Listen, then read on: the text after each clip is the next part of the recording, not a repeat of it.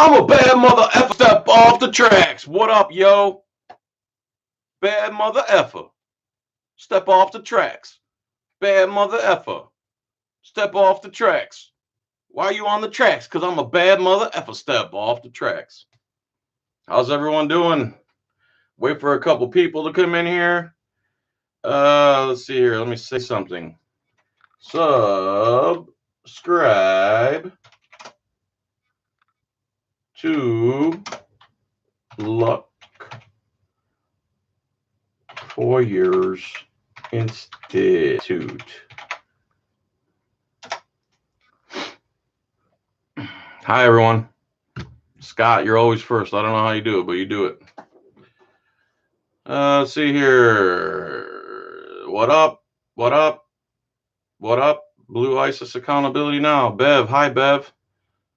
Trucker JP. What up? Yes, I did get the kisser's name.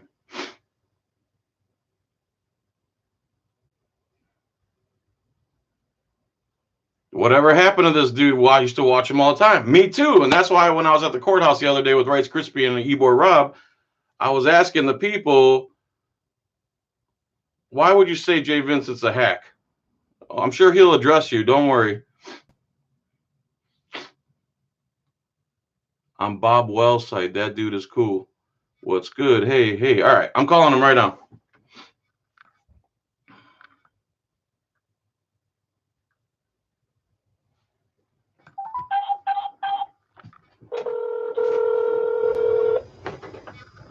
Tell me if you can hear. Gotta stop bumping the desk.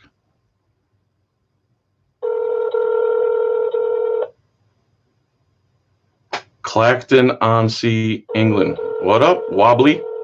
Invictus? Sound Minds? Brandon Montgomery? Midwest Auditor? What up? The Google subscriber you have called is not available. Please leave a message after the tone. This happened the first time I tried to call him too, and he called me back, so I'll read the comments in the meantime. What's your IQ? Room temp? You like that one, huh? You guys should check out the video we did in Plant City. I went off on that cop more than any other cop in my life. That dude pissed me off so bad with his smug smile and his stare down.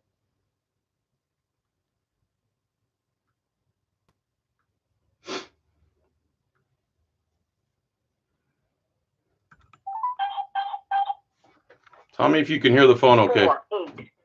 Welcome to Verizon Wireless. Your call cannot be completed as the called party is temporarily unavailable. Jay, come on.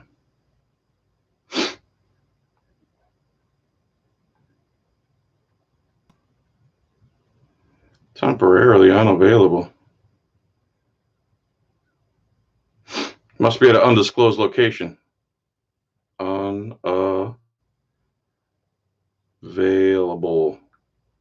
Let's try again.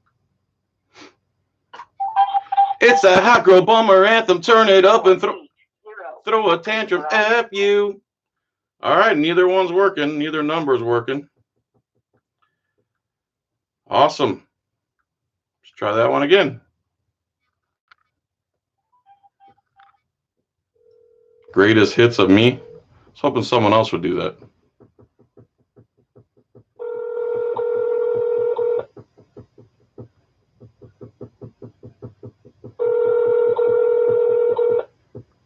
I just made a new shirt that says Rights Enthusiast if you guys are interested. I need to lower the prices on those. They automatically put them at $25. $25 for a t-shirt's ridiculous. I thought I was gonna. Google subscriber you have called is not available. I thought I was gonna interview him. Oh, he gave me another number to call.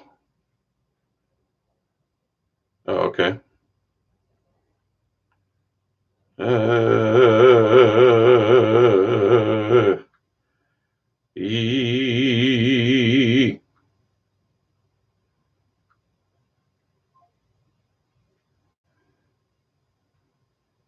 Let me change the number. The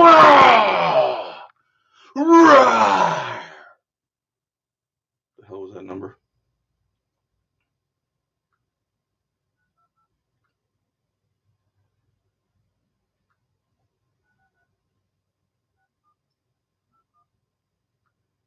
All right, here we go, people. How about some thumbs up?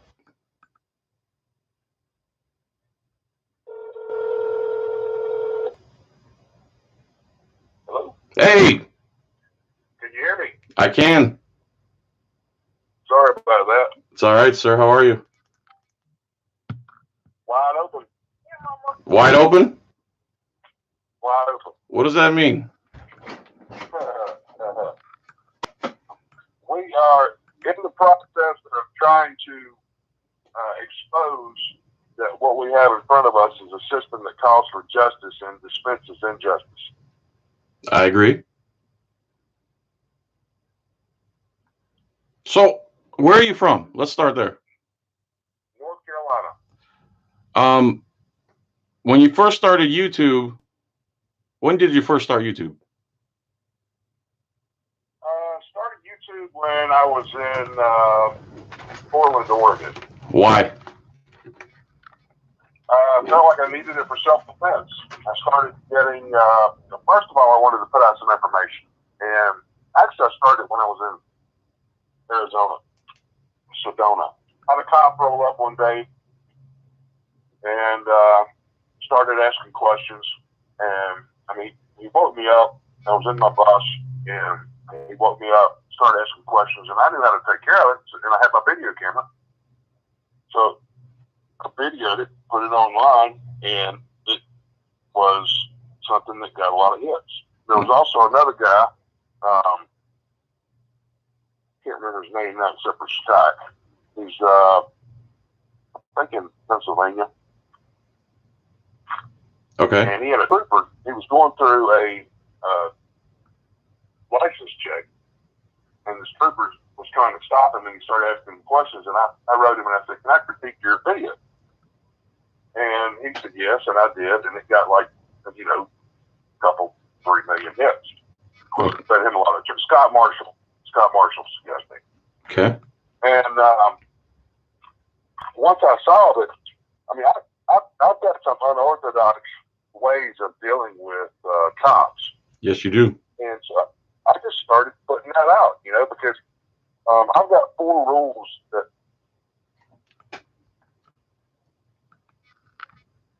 Hello? Jay. Ah, you're gone, dude. It says you're there, but you're not there. I'm here. Oh, there you go. You got 4 rules. I got 4 rules. And these 4 rules have helped me live a much freer life. I actually wrote a book about this a long time ago. I'm listening. Number 1, know who you are. And that's always a work in progress for me. I mean, there may be people that know who they are, but I know who I'm not more than who I am. And I believe there's some unlimited potential. Can you still hear me? I got a fan going in the background. I can hear you, sir. Okay. So, I'm still working on that one. Number 2, know who has the burden of proof. The maxim of law is that he who claims must prove. So, how many times do cops come up to us and they claim something or ask something that is accusatory, and they put us in a frame of guilty until proven innocent? They're trained that way. I'm sorry? They're trained to do that. Oh, yeah. That's their training. Their whole deal is to trigger you, get you on the defense. To be deceptive. Amp your energy up. Well, I mean, yeah, Frazier versus Cupp. Frazier versus Cupp is a United States Supreme Court case, and it says that cops can be deceptive and use deception and lies when they're interrogating someone. What's the first thing a cop does when he comes up to your window? Do you know why I pulled you over? Well, that's an interrogation. So guess what? Everything from there on is able to be a lie. Yeah, exactly. So, you got it. What was the court case? Frazier, Frazier versus Cupp, Cupp. TUPP? Frazier versus TUPP, TUP. C is in Charles, U-P is in Paul, P is in Paul. Okay, Frazier versus Cupp. Thank you for that. You know, I used to screenshot. You used to put up all the judicial rules and stuff. on your videos. I would screenshot. I still have those screenshots. I'll be dog, man. I've still got all the videos. I just haven't uploaded it yet. So I mean, honestly, go on. Rule number 3. Let me get to the other 2 rules real quick. Rule number 3 is never. Even I go against this one sometimes because it's fun to assert your position, but it really gets you in trouble. If you ever watch a show of cops, somebody starts trying to defend themselves, it's a losing battle. Number 4 is know or document your remedy. And I just know how to do that really well. And so I started trying to figure out, what my deficiency was. And my deficiency is PTSD. And it's from legal abuse syndrome, which I heard you mention. But Dr. Karen Huffer did 30 years of research on this stuff, and it's valid. And I've got a diagnosis. So, Hold on. Let me stop you. You have a diagnosis from a doctor of PTSD, but not necessarily legal abuse syndrome, because I'm very interested in that. My letter of diagnosis says that my trauma stems from abuse with government systems. Which is a fact of life. It happens every day to millions of people. It's not like you're making that up. I am not making it up. Of course you're not making it up. I've got a history of documentation now, and I've actually got a letter from the state of Oregon now saying that the city of Portland has committed domestic violence upon myself and my family. And I've got some documentation that just nobody else will probably ever get. Okay. And I'd like to help people get it because it's valid, and other people are affected the same way I'm affected. And I just know how to ask for documentation and know how to help my doctors help me. And I learned a lot of that going through ADA advocacy training with Dr. Huff. Now, if I understand this right, the legal abuse syndrome is what is going to allow you to have a camera on you at all times. Is that the idea? Well, the deal is, I have a fear anytime I deal with government. Most of us do. And my PTSD requires that I have a camera with me, because when I get triggered and when I go into a state of dissociation or excitement or anxiety, then I pull out my camera for several reasons. Number 1 is to help me interpret that situation for later. Sure. Number 2 is to record what's going on for my own safety, because I am in a fear space. And number 3 is to protect my rights. And number 4 is to help me learn how to better communicate the next time around. I can agree with that. All of this is disability related because of the PTSD. So I use that as a reason to have a camera on. Now, do they like that when you go to a courthouse? No, hell no. And right now, I don't have the ability to get a letter from a doctor saying that I need it. If I did have a letter from a doctor saying that I need it, I would be in a better position to challenge them. But I'm really challenged out right now, unless I'm helping someone else. For me, you ever heard the saying, "A man who represents himself as a fool for a client"? I have. Okay. I don't agree with it though. That's okay. That's okay. And there's a part of me that doesn't agree with it either. Mm-hmm. But that's only because I know my situation better than the attorney. I'm going to want to assert my situation better than the attorney. Exactly. But yes, with PTSD, I'm in a dissociated state. Okay. Especially in court. So what I need is an advocate to go with me. And okay. An advocate doesn't have to be an attorney. Sure. And so, the reason I say I'm argued out for me, I just can't. I've got the documentation I need to help me survive. And right now, my focus is to get in I'm actually in a place where I can help other people now.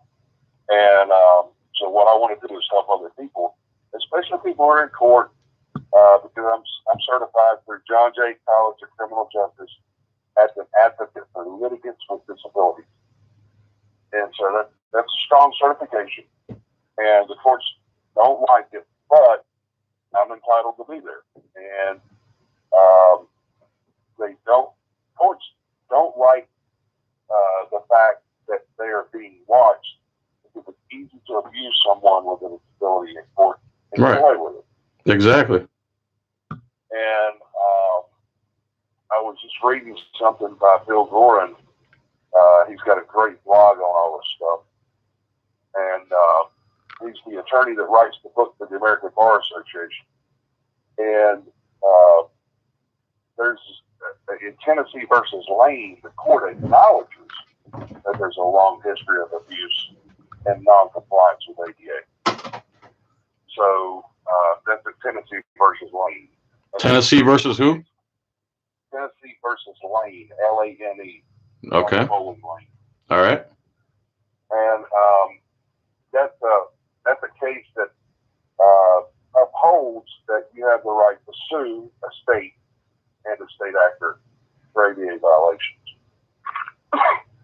Yeah, but that's like pushing a giant boulder uphill. Am I wrong? It is. No, you're right. It's challenging to sue for ADA violations, and especially difficult if you're pro se. Sure. And what I did was I went into federal court in Portland, and I sued the city of Portland for ADA violations. And when it came time for discovery, they said, "Okay, we'll settle." Because here's the way ADA works with the system. A lot of times, and I don't know if you know the channel Blind Justice. Have you ever heard of that? I was just going to ask you if you've heard of Blind Justice. Yeah, I have a rapport with him looking like. Okay. And a lot of times what happens is when we assert an ADA right, a system will try to circumvent that right by going around it and putting it into some other kind of box. Well, like, say if I need to take a camera into a courthouse, or I need to take a recorder into a courthouse, so that I can have recall on what's being said, access to that, and what they want to do is say, okay, you can apply for a permit for it. You can apply for a permit for that. Well, that's not ADA process. That's their process. Right. That's arbitrary, and it's capricious, and they have the right to, at their whim, stop that. Yeah. So what they're doing is changing your right to a permit. They're putting, and that's I don't have the case all right up on top of my head right now. You can't charge a fee for a right, and you can't permit a right. A right can't be permitted. It's not something you put on a permit. But that's how the government runs nowadays. A driver's license is a permit, even though you have the right to travel. Income taxes, even though there's no law, they'll send a SWAT team and take all your property. Well, I mean, the driver's license, why would you need a permit to travel the roads you pay for? Well, okay, so in 2005, we lost our house to foreclosure. Okay. And I had 80% equity in my house. Ouch. Yeah, it was a messed up deal. And what happened was I went and looked at the rules of how they have to foreclose, and I looked at them long before we got into court. And they were doing it the wrong way, and they customarily and usually do it the wrong way. So I subpoenaed the note, and they didn't produce the note because they didn't have the note. And if they don't have the note, they don't have the right to foreclose. I remember that from your videos. So, and I've got a certified court reporter of all this, because I took a court reporter in with me, the one that's sworn in, as a state court reporter. And they went in, they recorded it, and gave me a record, typed a transcript of it and so forth. Hang on, I'm going to clear my throat. Did you say hold on? So, yeah, I did. So,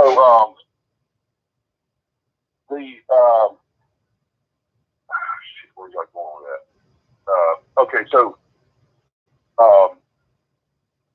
man, boy, I just lost my train of thought. It's 80% equity in your house. Foreclosed. They didn't have the note. So what happened was I started going through court, and I was in extreme PTSD at that point in time and did not know it.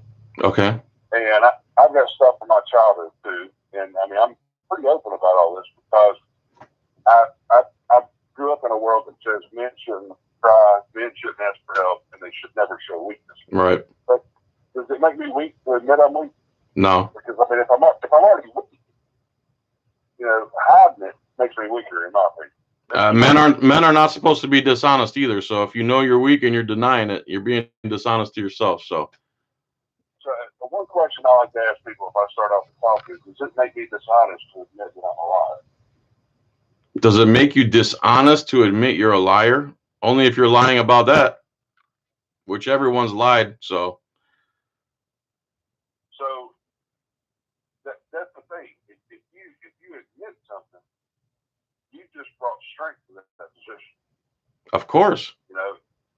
Deception is never, and that's something I don't get with cops. How are we supposed to trust a system that says cops can lie to us? Because the TV's been telling you that, and your parents have been telling you that for decades and decades and decades. Those are the good guys, the good guys, the good guys, the good guys.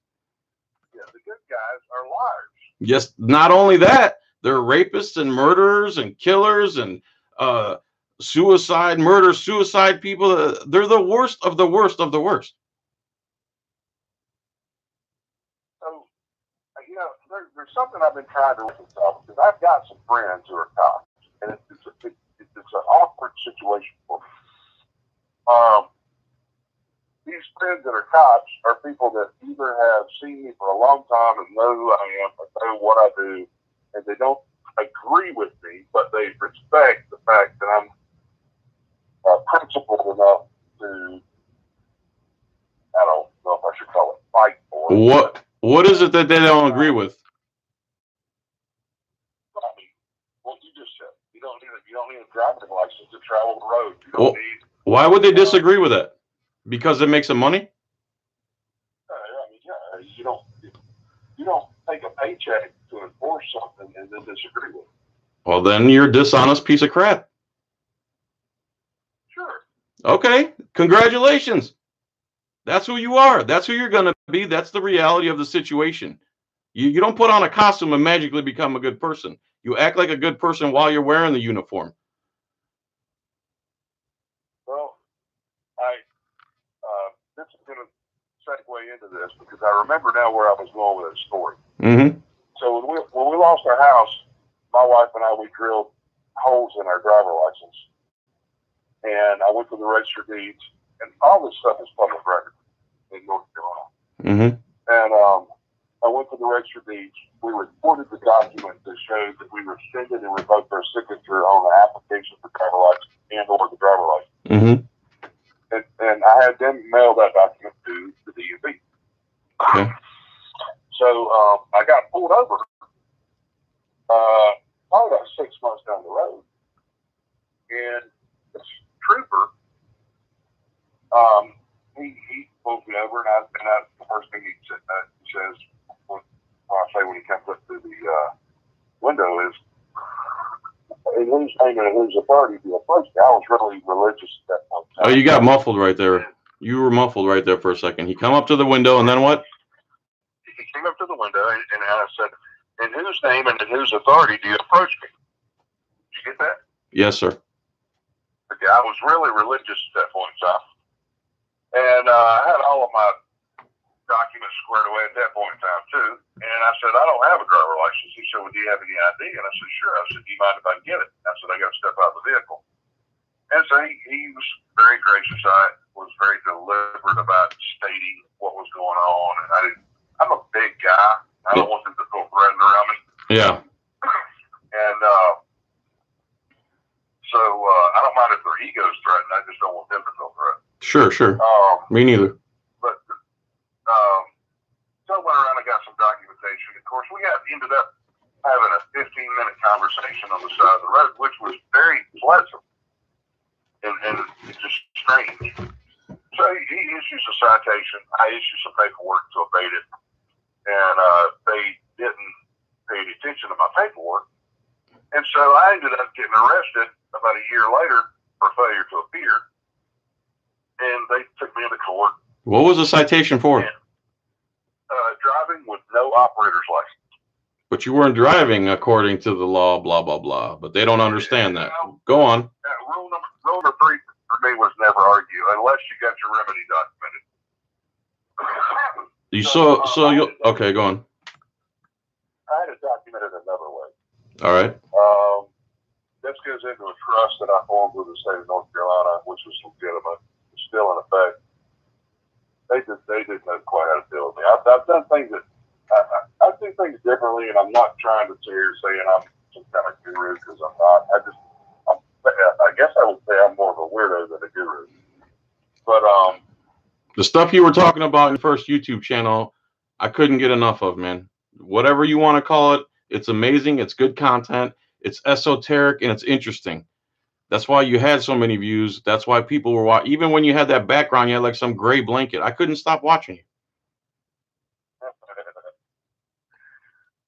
So I went to court, and the DA was in there over 2 counties. And this is a district that's 2 counties in North Carolina. It's good. I like this guy, so I'm not talking shit about it. But we went head to head for about an hour and a half, and even had the judge quoting scripture, which is just way out of the box of normal or ethical or acceptable in court. Right. And but he had his head down to the ground most of the time. The DA did. This is the guy that tries rapes and murders, and he's in there with me on a driver license case. So the reason he was in there with me is because I had subpoenaed 20 people, including the governor, the secretary of state, the commander of the highway patrol, the chief judge, et cetera, on down the list. Okay. In order to get those subpoenas quashed, because he didn't want those people to have to appear and me question them. Okay. And the judge says, well, we've been going at this for about an hour and a half. Let's break for lunch. And the DA turns around to me and I said, look, man, I know you think I'm probably here to jerk around the court system. And because I was jerking it around, there's no doubt about that. Good. And in this case, I was. And I said, but I want you to understand that I'm just trying to reconcile my belief system with what the state of North Carolina says that it wants for me. Okay. And I mean, I had tears in my eyes because I'm not afraid to show emotion. I'm not afraid to be open. Mm-hmm. And this guy just melted right in front of me. The state trooper? No, the DA over these 2 counties, this district. Okay. And he melted right in front of me. And so we went on out the door, and the state trooper comes around the side, and I shake his hand. And I mean, we had talked, like I said, we had a good conversation on the side of the road. And I said, you want to talk? He said, yeah. Because I had just cross-examined him. It just reeled his ass on the stand, and it felt actually bad. I'm not really, I'm not, by nature, I'm not sadistic. So the anger in me gives me courage to move past my fear, and I want to. Same here. That's what I really want to do. So where can we see that cross-examination, or no, can't we? I've got it on a certified court report. I'd have to edit video and get it put up. All right. So we're going to look forward to that eventually? At some point, yeah. We appreciate it, man. Go on. But we sit out there and talk for the entire hour that everybody else went to lunch. When the DA came back, we talked, and I said, I want to get some type of continuance because I want to do an administrative remedy with the DMV. I need to do some talking with them. So he actually asked for a continuance for me. And 6 months later, we came back, and he pulls me in the room again. He says, the DMV called me yesterday and said they didn't answer your mail, and I told them they should have. Well, it ended up that the court would not adjudicate this case. This was the day that it was going to be decided, and finalized. And they just said, we're going to leave this as a prayer for judgment indefinite. And I'm telling you, right now, to go into that county, me and the trooper actually became friends. I don't think our status is considered friends now, just because he evidently had too much. Jay, let me stop you, man. Let me stop you. Go ahead. You went in for the final hearing, and what happened again, please? They would not adjudicate the case. Which means what? What does that mean? They wouldn't give me a guilty, because if they had given me a guilty, I had a court reporter in there, and I could take that record and subpoena the DA and the trooper and the judge on that record that I created in district court, because North Carolina has a right to file de novo if you don't like what goes on in district court. Mm-hmm. You can go to Superior Court and have it all tried over again. So they wouldn't have a trial? Is that what you're saying? No, what they did, they said, we're not going to give you a guilty or not guilty. What we're going to do is put this into a category called prayer for judgment continued indefinitely. Prayer for judgment? For judgment continued indefinitely. Prayer, like pray to the Lord. Yeah, pray to the Lord. And there's a thing in North Carolina you can get, it's called a PJC, prayer for judgment continued. So you go in, you get like you're speeding 80 and 55, okay, and they knock down to where it's under 15, and you got a good quote unquote lawyer. They say, all right, we're gonna give you a prayer for judgment. We're not really gonna penalize you. You pay us $50 court costs. We're not gonna make you pay a fine. And if you get caught doing this again in the next 2 to 3 years, we're gonna bring this up as well. See, my prayer for judgment was not that kind of prayer for judgment. My prayer for judgment was indefinite. I'm still on that record in North Carolina. So you have an open case that's just going to remain open indefinitely because they don't want you to subpoena everybody. No, they're not going to give me any kind of adjudication on that case. Let me ask you about this. I went to a court case one time, and the DMV decided that the person was innocent, and then the judge decided that the person was guilty. And then the person says, well, the DMV already decided.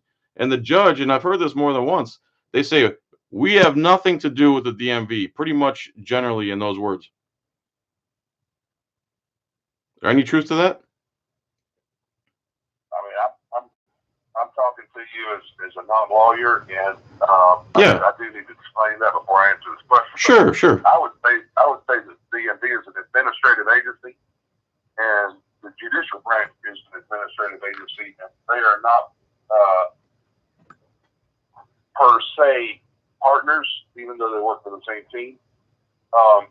So that may entitle the judge to say something like that, but we all know that they work for the same team. Yeah, we all know they worked in concert to steal all our money, but like I said, the DMV decided one way, and then the court decided another. So the guy had conflicting rulings. According to the judge, he was at fault and has to pay all this money. According to the DMV, he's not at fault. So which ruling stands? I would say he has to appeal, but I mean, why appeal to a court that, I mean, I don't really have any faith in their courts. No, you can't. Is there any you always hear people talking about the 7th Amendment, jury, common law jury, anything? Is there anything concrete as far as that goes that you know of? You talking about the right to common law jury? Yeah, common law jury for all matters more than $20.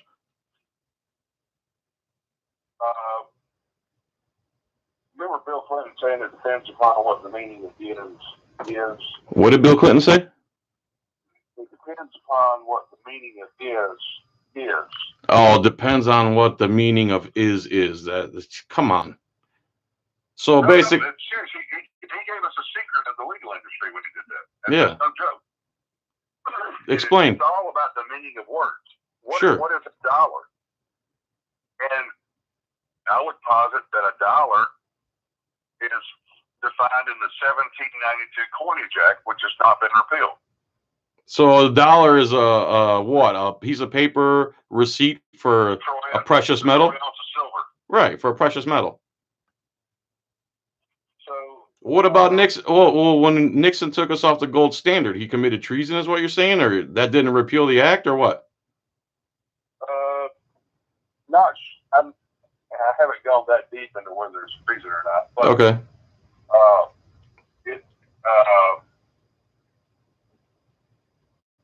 I will say this: the definition of dollar and special drawing right accounts are closely related. Special drawing rights are what? International digital currency or something like that? Special drawing rights is an international pool of funds. And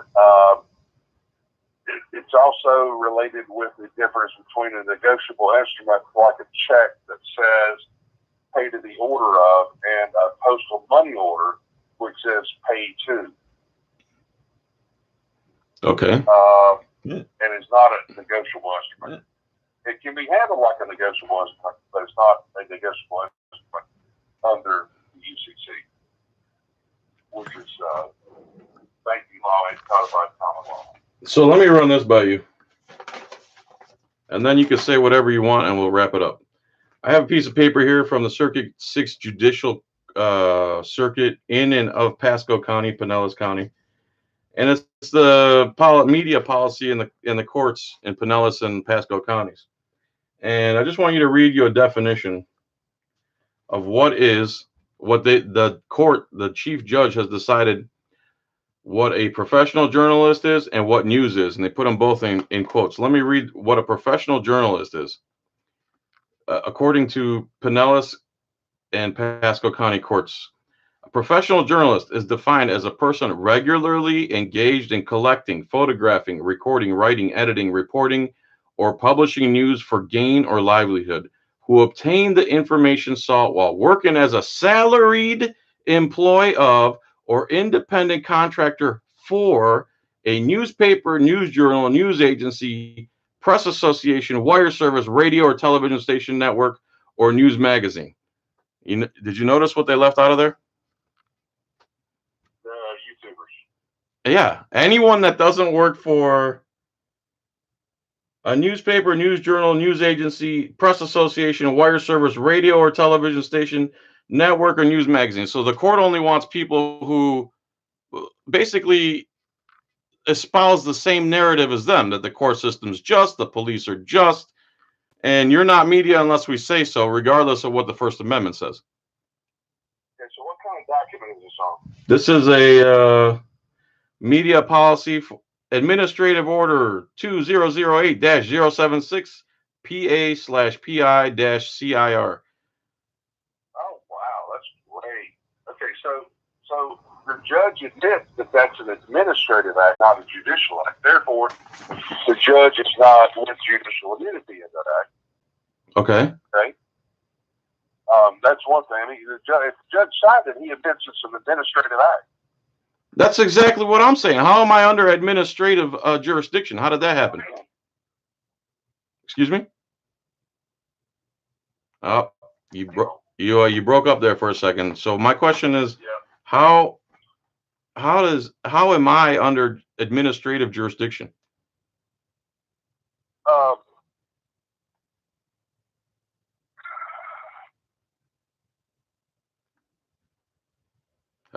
Are you talking? Because I can't hear a word you're saying. The only reason I'm being silent is because I'm trying to figure out how to play devil's advocate here. Sure, go ahead. And that's a question for the judge, and it also might be something that is right for judicial determination instead of an administrative order. You can request declaratory judgment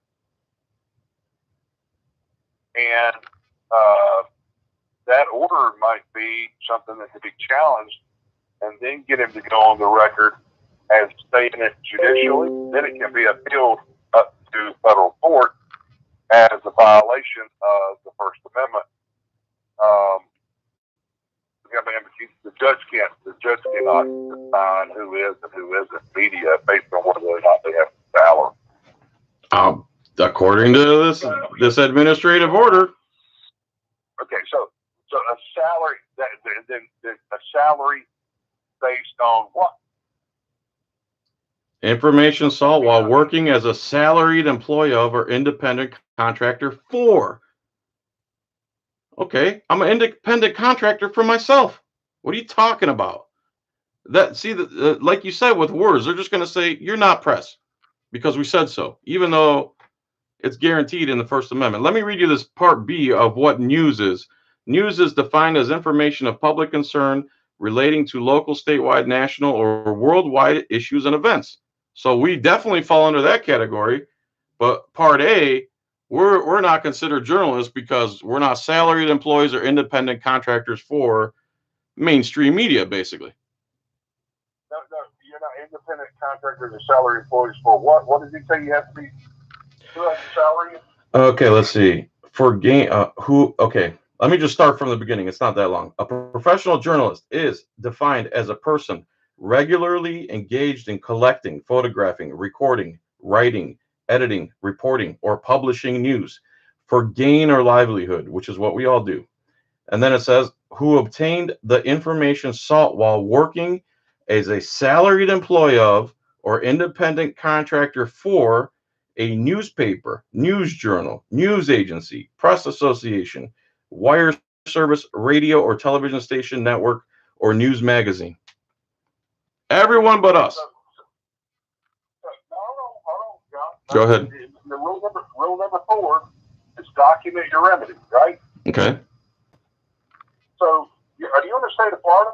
I am. Okay. So why not go to the state of Florida, set up News Journal, LLC, or John's News Journal, LLC? Well, why does it have to be an LLC? I'm a sole proprietor. Okay, well, and then go to the county, file a DBA, John Felix, DBA, John's News Journal. Right. Okay, file your paperwork. Okay, get your document that says you have a news journal. Okay. Okay, and then as the sole proprietor of that journal, say that your salary for actually say that your journal for $21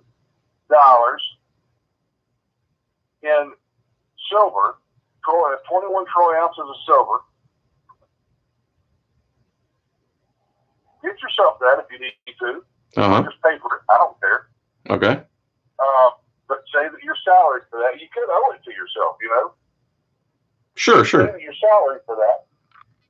And that you're, and fill out the paper that says your salary is that. Get it notarized, document it in a way that matches that order, that bullshit administrative order, and send it into the court and tell them I want press credentials. I want you to recognize me as a journalist per the judge's order. I see. So jump through a bunch of rings. I hear you. I understand what you're saying. And if I wanted to, on a regular basis, go to court and do this stuff, I would absolutely follow that advice. And I think everybody should.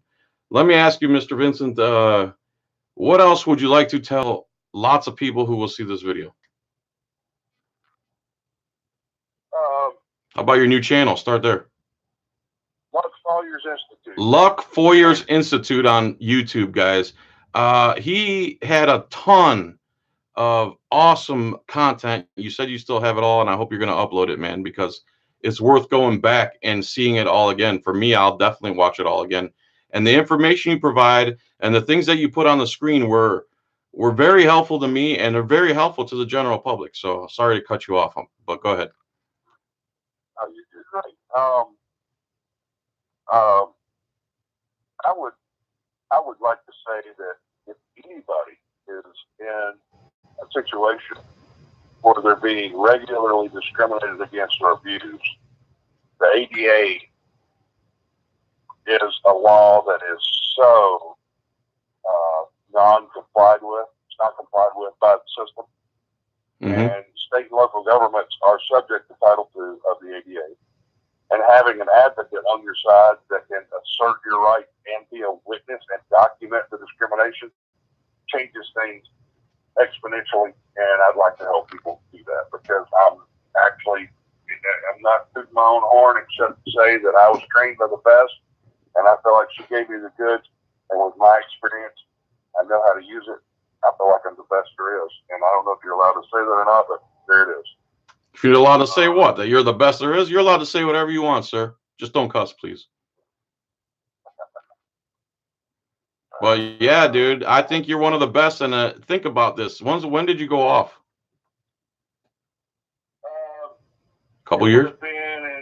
It's been at least a year. So a year later, I'm wondering where you're at. That's got to tell you something, right? Over a year later. Well, I can't tell you how it hit me, and it really did kind of. I mean, shit, man. We all want to get some kind of validation in life because this is such a. Sorry for cussing, but it's all right. We all want to get. I have alopecia, by the way. Yeah, what? You should look that word up. Alopecia, Lalocchia, Lalocchia. Look it up later. Okay.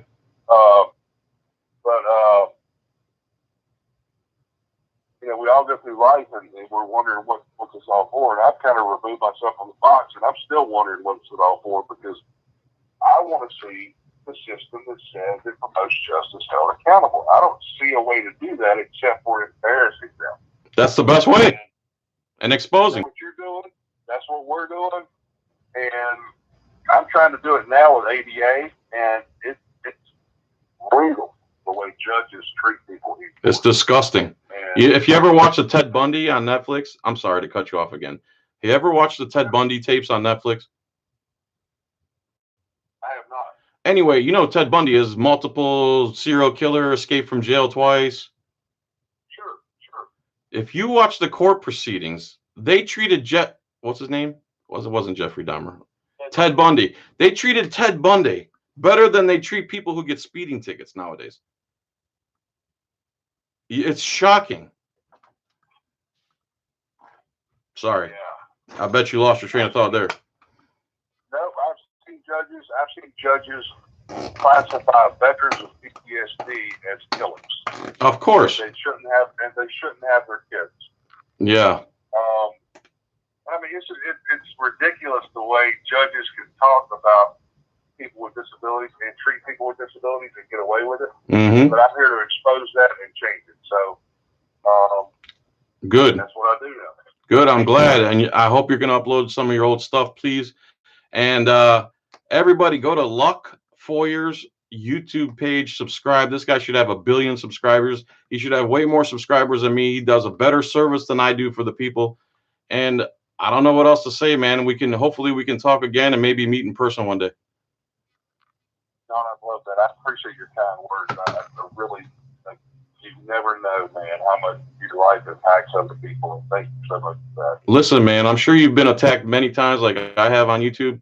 Just know that we're out here, bro. We see through the BS. We have critical thinking ability. And what you've been doing and the stuff that you put up, you probably didn't know the effect it would have, just like I had no clue. And people think me, and I'm just some overweight douchebag that wants to play pool and eat at buffets all day. But when it comes down to, injustice, like you're saying, against the handicap and against Americans in general, this is what has to be done. The irate minority has to step up, and that's who won our freedom for us. It wasn't the majority. It was an irate minority. Yeah, well, if there's one thing I'd like to leave you with, is that you cannot have courage without rage. Okay. I know all about rage, buddy. We're all programmed with fear, and rage is a worthy catalyst to move people past the fear. When you get pissed off enough, you gotta act. That's right. Even though, you know what? It takes it. it takes its toll on you fighting in court over and over. There's only so much you can handle because you know it's stacked against you. The only thing you can really do is try to document and expose the criminals for who they are, and then take a nice long breather like you did when it finally catches up to you, or else it will drive you crazy.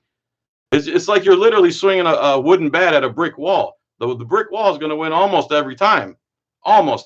But you and I are gonna finally swing the big swing that's gonna take a chunk out, and then the people after us will do the same thing, hopefully. Yeah. Keep swinging, man.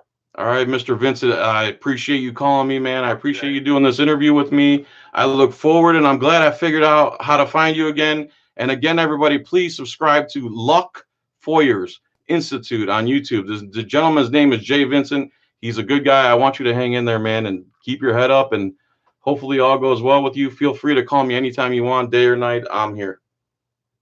I appreciate you, John. Thank you so much. Thanks, Jay. Have a good day, sir. All right. All right, bye-bye. See you, brother. That was good stuff, guys. This guy, just like any one of us, blah, blah, blah. He's a good guy.